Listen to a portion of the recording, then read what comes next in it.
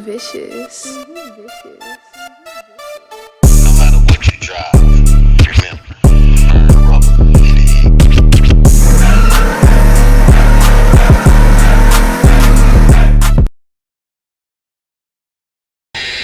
Now you do this, you're creating a friction, which you heat up the paint a lot quicker, or the clear, I would say.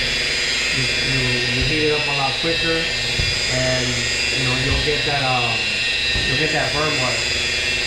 Now, right now, at first you're massaging it into the clear coat and the paint, and then you'll work it at a different speed, higher speed. Right now, I'm just working the product in there. As you say, I'm just massaging it. We're here with Rust of Reality. We got Sam the Buffer. How you doing? He's out here in Las Vegas, Nevada, working on Cisco's 59 Impala. You guys can check out another one of our videos with Cisco and Eve.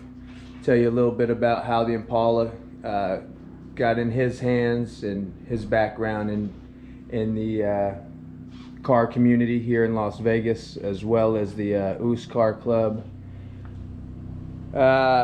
Just needs a fresh touch up with the buffing, and he picked the right guy. He picked the best guy in the industry. Thank you. Especially for this type of stuff. So Sam, what does this car need? So we've seen a lot of imperfections. Yesterday we were at the Taco Fest, and also being here throughout the week, the car had a little bit of imperfections in the hood, which was a major area that I wanted to concentrate on to get done. We were at the show yesterday, and we started seeing holograms, seeing towel scratch marks and stuff like that. And holograms, for those that may not know what that is from, and they see it in a lot of dark color cars, black to be exact. What is that? Holograms is basically like towel scratch marks or swirls, from the sun, using a Cali duster, using a dirty towel, something along the lines that covers, the paint being, treated bad. Okay. So a lot of the times people say, "Oh yeah, I use a Cali duster." So yesterday's event was at a park, and there's a lot of dust, grass, and stuff flying around. You were parking on the grass, so it was kicking up. Yeah, so if you're gonna use a Cali duster, that's like the worst thing you could do to a car. Okay. Wait till you get home, rinse it off, call your local car wash guy or whatever, however you maintain your car, and then and get it done. Instead of sitting there and wiping, with a Cali duster every time. So that right there creates the sand from the dirt, and it creates scratch marks into the paint. Okay. So a lot of the times people say, "Oh yeah, a Cali duster is the best thing." I don't know where you hear that from, but that's a really, really thing not to do. It may pick up the dirt and the dust, but it is leaving scratches and imperfections in your paint once it leaves. Yes. Okay. So now how would you maintain something after this process that you're doing now? So basically what you do is, now that the car, as you can see, the other side of the hood is already done. We started at 7 o'clock in the morning, and we are working ourselves around to the other side of the car. The way you take care of this car now is basically air dry it. Blow it with air, or rinse it off with water. Okay. So we can get the dust out here in Vegas. There's a lot of dust. There's a lot of winds. It could be a real nice sunny day, but you'll have that wind that kicks in at all of a sudden. Right. So I would either get an air blower, air blow it, and then, or if it got too much dirt on it or dust, I would rinse it off with water, wipe it down with a chamois, and then use any quick detailer that is provided. In this case, he uses a friend of his, a personal friend of his, which is a Street Juice product. So I'm sure that he'll maintain it with that. Shout out Street Juice. Now, a chamois is okay. A chamois is okay. A lot of the times people say, "Oh, I'll grab a soft towel from like a shower towel or whatever." Right. That's like a bad idea. Okay. That's how you end up getting tail scratch marks in the paint. And you can't get around that. That's not something that your paint is newer or older determining how many scratches you're going to get with that towel, right? Correct. It's going to scratch whether it's a new car or an old car Yes. with that process. Correct. Okay. Sweet. So what product are we using and what So- steps are we going to do? Right now, this is the CSI ceramic product. You see me using it all the time. Okay. So this product is a one product, two pads. So right now I'm using the wool pad. Obviously, I've already worked the other side of the car, so the wool pad is a little worn. So I use the back side. This is the clean side right now.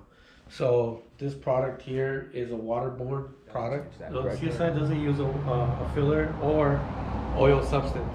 So you see that the car has dust. Correct. So I could literally, dust it off and start preparing the area for, to get work done. And the other product, you won't be able to do this because it's so watery and it has an oil base on it. And the area that I just wiped down with my hand, it's completely dry. Okay. If you zoom into that, you'll see that it's completely dry. There is no oil, there's no nothing. It's all dust. Okay, we're at a process right here in your stages. For those that may not know what is going on here, or may think that this car was this scratched when you started, what is that and why is that hood not shiny right now? Okay, so what I did was I sanded it down with 2000 grit sandpaper to get the shrink back or dye back that the clear gets when the car's been painted. So the car got painted I think it was a year ago, or how long is the car been painted for, Cisco? It's been a couple of years now. Okay, so it's been a couple years. So the hood got dieback. Those of you that know the dieback or shrinkage that a car gets, it's from when the bodywork was prepped. The paint absorbs, everything into the metal, and you'll see a little bit of shrinkage on the paint. So you see particles or pixelated. That's the best word to use. It looks like a pixelated panel. And for these cars, you're looking for clarity. You're looking for clarity. And so that sanding enhances that The and new- erases the imperfections that may have been caused of the shrinking. correct. Okay. So yeah, so that's what we did to the other side. The same thing with this side now. Now, mind you, this car has pinstriping over the clear. So guess what?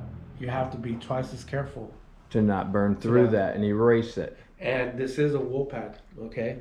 So there's a lot of you out there that, that say, hey, that job is easy. I can do it, But this is full pinstripe over the clear.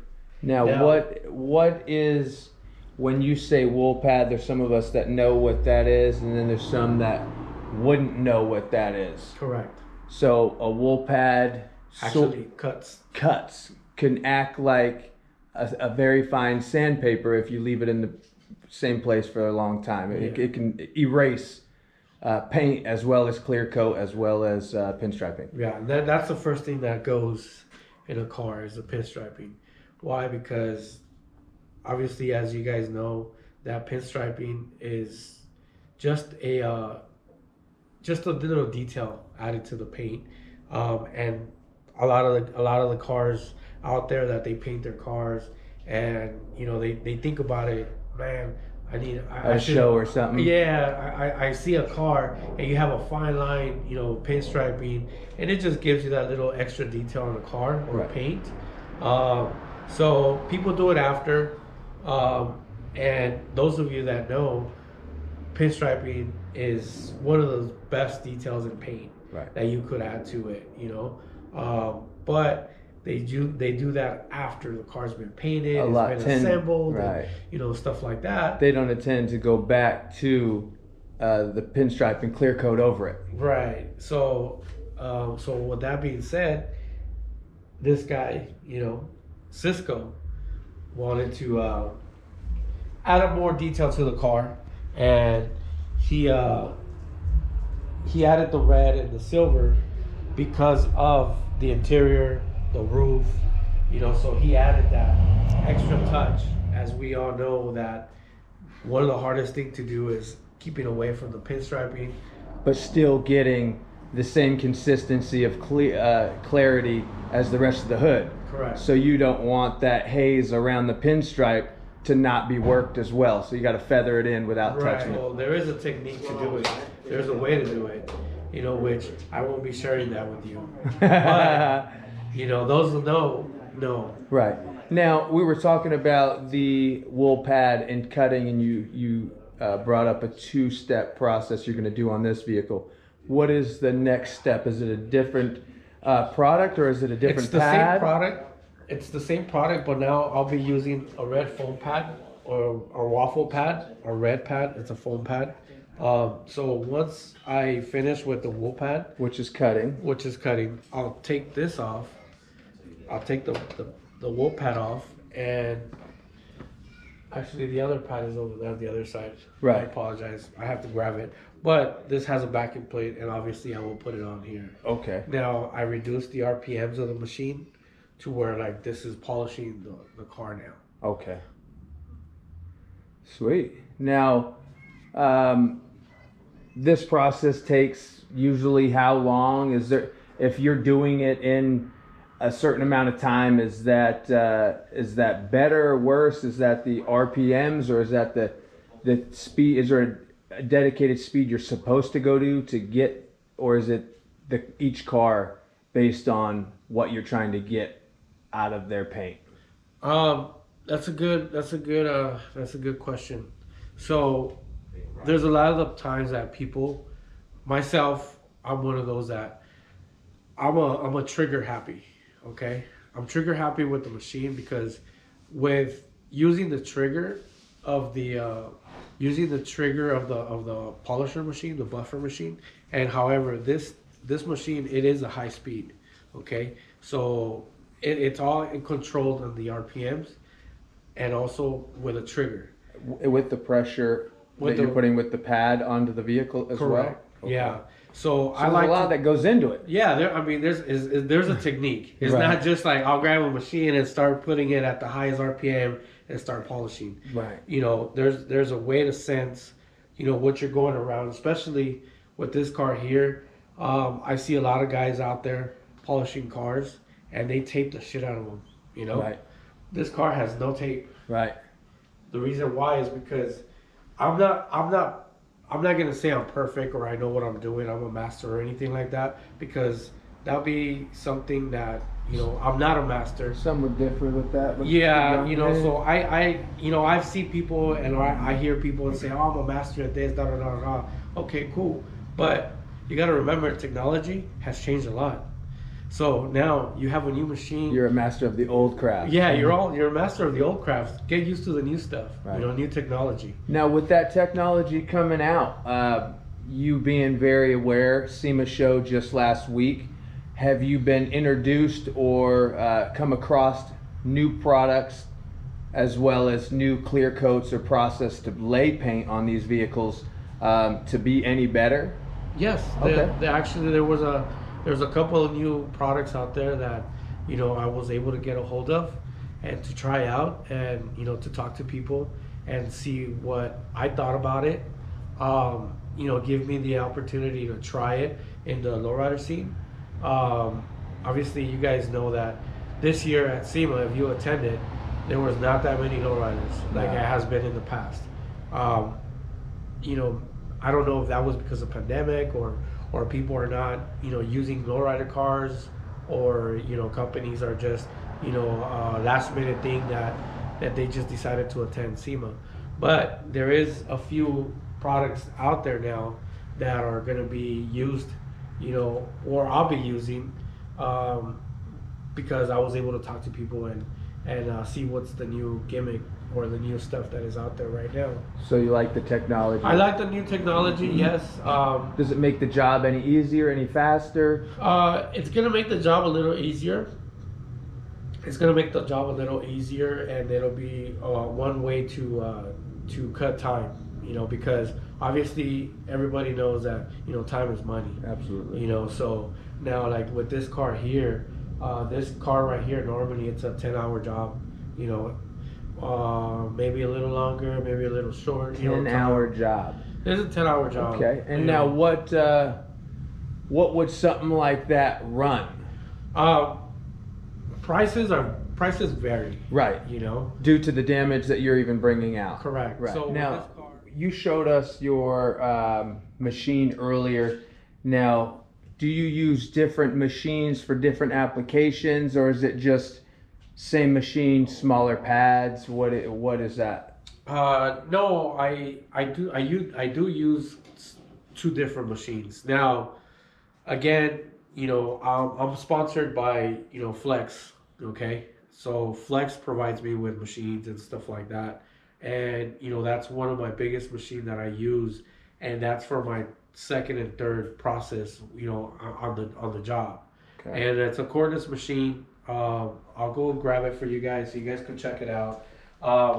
The power one that I use at the yellow one, I use it because obviously I want to spend 8-10 hours polishing this car, and a battery is gonna kill it right away. Right. Now my Flex machine, it's here, and it's a full-on rotary machine. Okay, so right now it's at number 6, and this machine here is battery operated, cordless. And what is the difference to those that may not know when you say rotary machine and buffing machine, or your other machine? The other machine, it's an orbital, and it's a formal rotation of the pad that it does. This right here is a little bit more dangerous. This is a full-on rotary job. Wow. This finish right now that you're getting, it's all rotary. Now there's those that say the orbital will lessen the haze or lessen the swirls. Is that?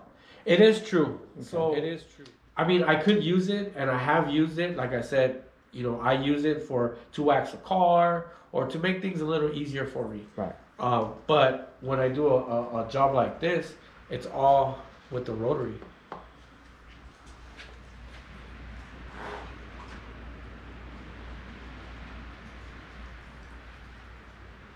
We got Sam the Buffer here over at Cisco's here in Las Vegas, Nevada. If you're not following Sam the Buffer, It's OG Buffer on Instagram. My account got hacked, so I kept it as my license plate say in my truck. My truck says OG Buffer on there, so it's the same account. Gradually, I'm gaining my followers back. To those are the ones that know that I got my account hacked, but it's now under OG Buffer. there it is. How do you treat wrap? Are you familiar with that and how to?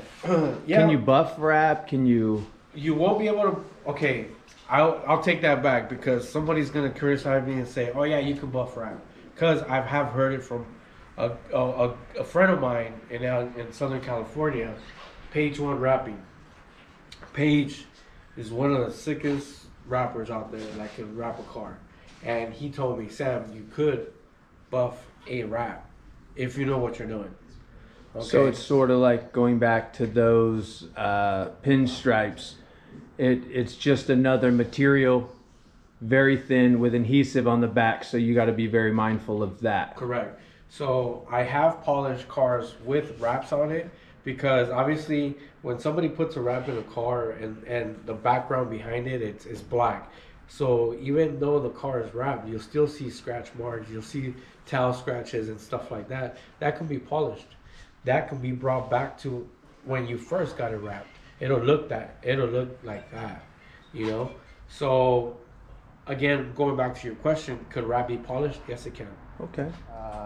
not only what it takes, the process that it takes, as well as we were talking off camera, and he was saying that this process, not only can it bring the clarity of your vehicle, but it can also bring the clarity of the imperfections in the prep or the paint work as well. We'll extend on that. Yes. Okay, so what happens is that you know a car has imperfections from body work, or they didn't do a feather edge on the paint properly when it was getting primered, stuff like that. or So if there's a filler on a car, let's just say that there's a dot right here, and they sand around it, and you have that halo mark around it, and they just shoot the clear. I mean, shoot the base or shoot the primer or whatever. And if it's not sanded properly, if it's not that area that you saw that imperfection, it's not filled correctly or it's not sanded correctly, that halo mark that you left, that because you didn't do your job right, and once they lay that base coat underneath or on top of that, that's gonna come out once the car is painted, cleared and everything. So all you did was just bury that imperfection. So body work has to do a lot with a paint job. So prep your car right if you want it to sit right at the end product. Correct. Right on. All right, we're just gonna watch Sam the Buffer at work, and thank you guys for tuning in. Don't forget to hit that subscribe and like button. We're here with Foolish Pleasure, Las Vegas, Nevada, Cisco, and Sam the Buffer. And don't forget, behind the camera you got Rust to Reality, man. I mean, Got it. you guys have brought, and every time I'm out here in Vegas, you guys always do a shout out and say, hey, what's up, Sam, this and that. I remember the first time you did a video on my mini truck, Right. LA Raw Magazine or Las Vegas Raw Magazine, he sends me a message, we're back and forth. It's like, hey man, I'm shooting the first issue, could you bring your trucks or show support? So me and a couple friends, we drove our mini trucks out here to attend that event. On the rims they showed in. On the 1510s, Yeah, real mini truck.